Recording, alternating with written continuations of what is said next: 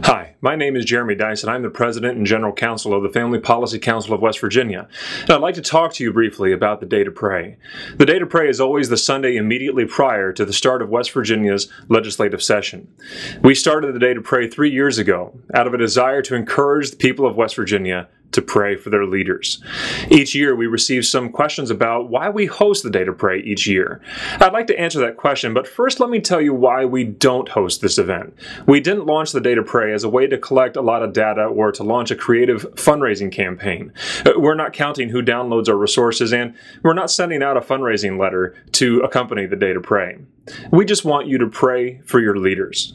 Secondly, we don't do the Day2Pray as a way to gain a lot of media attention. We are often asked by the media to provide comment on the important issues of life, marriage, and religious freedom. But we didn't launch the Day2Pray as a big media production. Rather, our hope is that people like you would spend time as a gathering of believers, or simply as a family, to pray around the kitchen table, praying for your leaders. Finally, I hope you won't approach the Day2Pray as a means of influencing legislation. Certainly, we should pray that our leaders will support just laws, ones that uphold righteousness, and, of course, I'll spend the better part of the next 60 days at the legislature lobbying on your behalf. But the focus of the Day2Pray is a time for humble prayer and intercession for our leaders. So why do we host the Day2Pray? Why do we ask churches to dedicate a portion of the time of their service praying for their leaders elected to serve them? Well, we launched the Day2Pray because we want you to remember that your leaders need your prayers. These are real people with real-life concerns. They have families, many facing the same issues that you are, with the added responsibility of governing justly.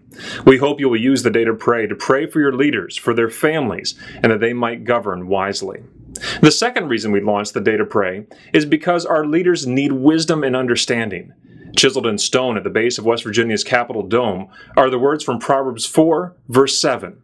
Wisdom is the principal thing, therefore get wisdom, and with all thy getting, get understanding. Whether it is protecting innocent human life, encouraging strong marriages, safeguarding religious liberty, or making sound economic decisions, pray that God will give to our leaders the wisdom and understanding that they need in order to govern justly. Finally, we launched the Day2Pray because God asks us to pray for our leaders.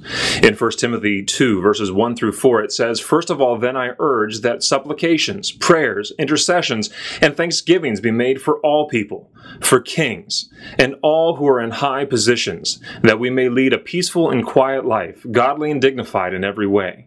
This is good, and it is pleasing in the sight of God, our Savior, who desires all people to be saved and to come to the knowledge of the truth." God gave government to us for our good and for His glory. Government is used by God so you and I might lead peaceful and godly lives. Therefore, it is good for we, His people, to pray for our leaders, for their wisdom, and that they might too come to a knowledge of Christ as Savior. So on the Day2Pray, spend some extra time praying for your leaders. But don't stop there. Keep praying for your leaders. Intercede for your state as the prophet Jeremiah encouraged us. Pray to the Lord on its behalf, for in its welfare you will find your welfare. Thank you for joining thousands of your neighbors as we take a day to pray. And thank you for partnering with the Family Policy Council of West Virginia as we work to advance, defend, and equip West Virginia's families through policy, politics, and preparation.